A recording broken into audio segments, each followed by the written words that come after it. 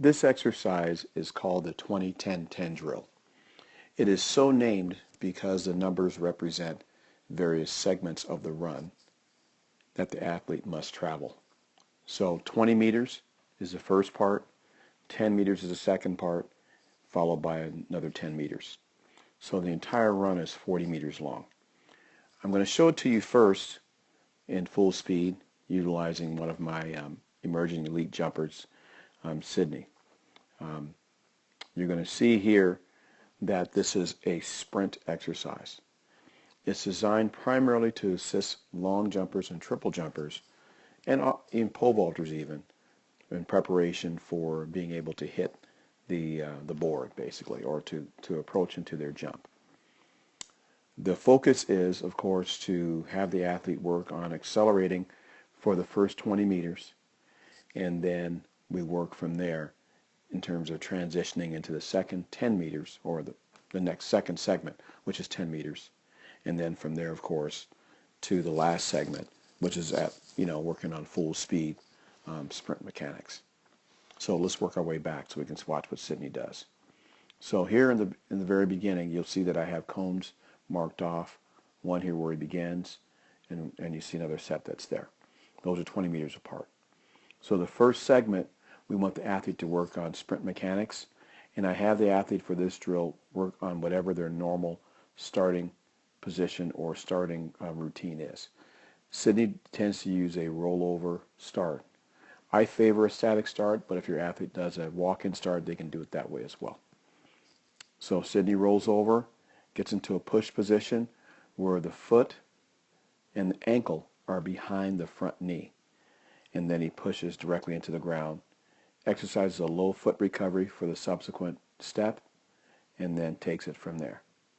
So almost exactly like starting for the 100 meters, except it's not quite as intense.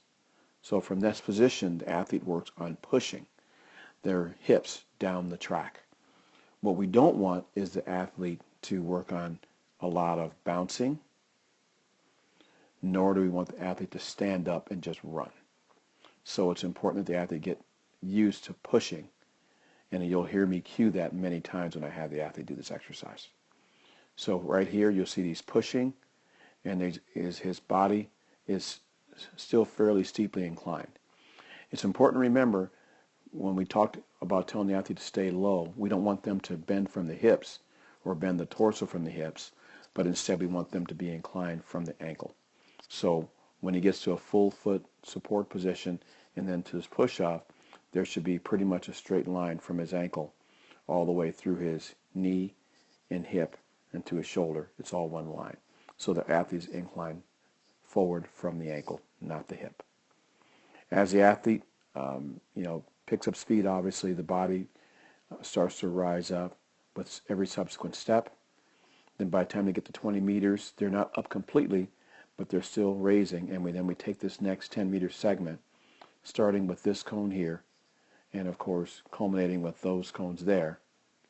And what we do is we have the athlete then work on transitioning until a full upright sprint position. So right here, that's 30 meters, and the athlete should be pretty much into a full upright position. Oftentimes what I'll do is I'll actually time the athlete for this last 10 meters.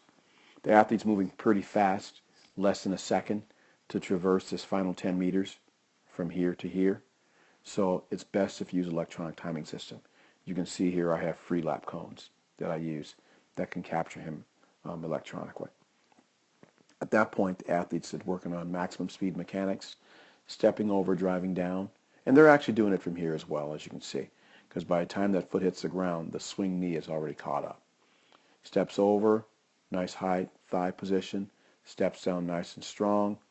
By the time they hit the full foot support, we want the knee to bend no more than 150 degrees. And then he's working his way from there through maximum speed mechanics all the way through. I like this drill because for an athlete of Sydney's caliber, this is almost the exact same distance as his approach run. Sydney uses a 9-beat run, or a 10-beat run in this case, and which is about 130 feet in his case. So for athletes who are using about a 10-beat run, in this case for Sydney, his 10th beat is actually right here. So it's almost exactly what his 10-beat run would be. So in this case, 40 meters is about 131, 132 feet, maybe just a little under 132 feet. And it'll pretty much put the athlete, pretty close to whatever their run distance would be. So as we work our way through this drill, I favor doing this drill before allowing the athlete to get on the runway and before we start working on putting the approach run together. What I'll do is I have this athlete do this drill several times, over the course of probably 2 weeks until they get it mastered and until they're running at a certain speed. And then at that point, we'll start working on picking up where his third beat would be, and then picking up whereas if he's doing an 8-beat run, 9-beat run, or a 10-beat run, and then picking that up as well to be able to then put together the full approach run. So it's a great drill. I think it'll work well for you and your sprinters, and I hope you enjoyed watching what we do here as well. Good luck.